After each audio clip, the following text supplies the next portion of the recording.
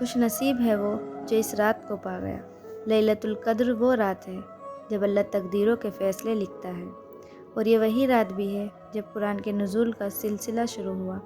قرآن پاک میں اسے سب سے افضل اور طاقتور رات کہا گیا۔ اللہ تعالیٰ فرماتا ہے، بے شک ہم نے اس قرآن کو شب قدر میں اتارا، اور آپ کو کیا معلوم کہ شب قدر کیا ہے؟ شب قدر 1000 مہینوں سے بہتر ہے۔ یہ سورہ خاص اللہ نے لیلۃ القدر کے لیے اتاری، تو اس سے ہم دیکھ سکتے ہیں کہ اللہ کی نظر میں اس رات کی کتنی اہمیت ہے، کہ اللہ نے ایک مکمل علیحدہ صورت صرف شب قدر کی اہمیت بیان کرنے کے لیے نازل کی۔ اس صورت میں اللہ ہم سے کیا فرما رہا ہے؟ اللہ فرما رہا ہے کہ سب سے پہلی بات جو اس رات کو سب سے افضل ترین رات بناتی ہے وہ یہ ہے کہ اس رات نبی اکرم صلی اللہ علیہ وسلم پہ پہلی بار قرآن کے نزول کا سلسلہ شروع ہوا۔ سورہ بقرہ میں اللہ نے فرمایا ہے، رمضان وہ مہینہ ہے جس میں قرآن نازل کیا گیا۔ تو اس سے سب سے پہلے خاص بات جو ہمیں اس رات کے بارے میں پتہ چلتی ہے وہ یہ ہے کہ وہ رات جب پہلی مرتبہ جبریل علیہ السلام غار حرا میں نبی اکرم صلی اللہ علیہ وسلم کے پاس وحی لائے تھے، وہ رات قدر کی رات تھی، لیلۃ القدر کی رات۔ اور پھر سورہ قدر کی دوسری آیت میں اللہ ہم سے فرما رہا ہے، اور آپ کو کیا معلوم کہ شب قدر کیا ہے؟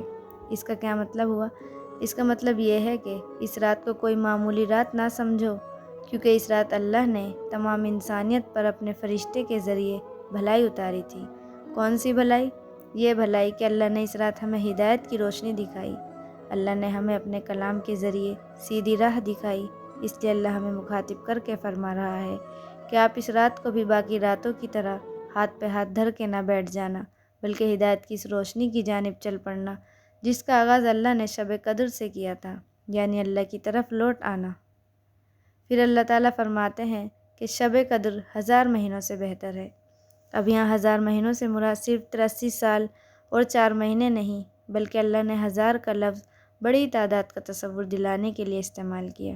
اس کا مطلب یہ ہے کہ لیلۃ القدر میں پہلی دفعہ وہ کام ہوا تھا جو کبھی بھی کسی بھی انسانی تاریخ کے زمانے میں نہیں ہوا، یعنی اس سے پہلے نہ تو ہمیں بندگی کا سلیقہ تھا اور نہ ہی عبادتوں کا، تو اللہ نے ہمیں اپنی کتاب کے ذریعے اس کا آداب سکھائے اور ہمیں تمام امتوں سے افضل امت کا درجہ دے دیا۔ اس لیے شب قدر 1000 مہینوں سے بہتر ہے، کیونکہ اس ایک رات نے نسلوں کی نسلیں بدل دیں، اور اس لیے اس رات میں اللہ کے لیے کیا جانے والا ہر عمل باقی راتوں میں کیے جانے والے تمام اعمال سے بہتر ہے۔ دوسری بات جو لیلۃ القدر کو باقی راتوں سے افضل بناتی ہے وہ ہے تقدیروں کا بدلنا۔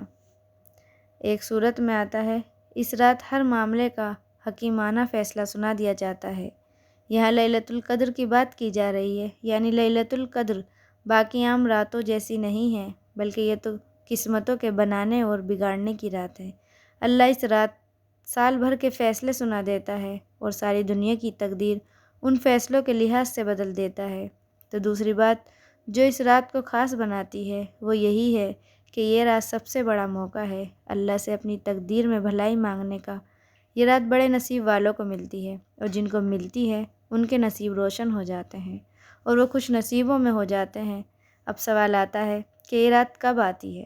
بہت سے لوگ کہتے ہیں کہ رمضان کی 27ویں رات لیلۃ القدر کی رات ہے، لیکن رسول اللہ صلی اللہ علیہ وسلم نے واضح الفاظ میں یہ کبھی بھی نہیں بتایا تھا کہ رمضان کی کون سی رات قدر کی رات ہوگی، بلکہ رسول اللہ صلی اللہ علیہ وسلم نے فرمایا کہ شب قدر کو رمضان کی آخری 10 راتوں میں تلاش کرو، یعنی رمضان کا آخری عشرہ عبادت کرو، کیونکہ اس آخری عشرے میں سے کوئی بھی رات لیلۃ القدر ہو سکتی ہے۔ اب اگر اللہ چاہتا تو کسی ایک رات کو بھی منتخب کر سکتا تھا، لیکن اللہ نے ایسا کیوں نہیں کیا؟ کیونکہ یہیں سے آپ کی لگن اور محبت کا امتحان شروع ہوتا ہے۔ اب ظاہر ہے جس کو طلب ہوگی اور جس کو محبت ہوگی وہی قدر کی رات کو تلاش کرنے کے لیے جد و جہد کرے گا، اور جو جد و جہد کرے گا وہ آخری 10 کی 10 راتیں عبادت کرے گا۔ اللہ کو دین میں محنت کرنے والے بہت پسند ہوتے ہیں، تو پھر کیسے ممکن ہے کہ وہ محنت کریں اور انہیں شب قدر نہ ملے؟ محنت سے تو اللہ بھی مل جاتا ہے۔ اب ایک سوال یہ بھی ہے کہ شب قدر کی رات کون سی عبادت زیادہ کی جائے؟ رسول اللہ صلی اللہ علیہ وسلم نے فرمایا، جو شخص شب قدر میں ایمان کے ساتھ اور اللہ کے اجر کی خاطر عبادت کے لیے کھڑا ہو، اس کے تمام پچھلے گناہ معاف ہو گئے۔ تو کوشش کریں کہ رمضان کے اس آخری عشرے کی طرف تاک راتوں میں کچھ دیر کے لیے راتوں کو قیام کریں۔ آپ تہجد پڑھیں اور جتنا قرآن آپ کو آتا ہے آپ تہجد کی نماز میں پڑھیں، اور اگر آپ نماز نہیں پڑھ سکتے تو اللہ کا ذکر کریں، ڈھیروں دعائیں کریں، اور کچھ بھی مانگنے سے پہلے اپنے لیے بخشش مانگیں۔ سارے کام ہی ہمارے گناہوں نے روکے ہوتے ہیں، تو جب بخشش مل جائے گی تو اللہ کا کن بھی مل جائے گا۔ اگر اللہ نے آپ کو یہ رمضان دیکھنے کا موقع دیا ہے تو اس موقع کا پورا فائدہ اٹھائیں۔ کیا پتہ اگلی دفعہ یہ رمضان نصیب ہو یا نہ ہو۔ رمضان کا آخری عشرہ شروع ہونے جا رہا ہے، تو بس دل سے نیت کر لیں کہ آپ نے رمضان کی ان آخری 10 راتوں میں اتنی لگن سے عبادت کرنی ہے کہ اللہ آپ کی آنکھوں کو لیلۃ القدر کا گواہ بنا دے۔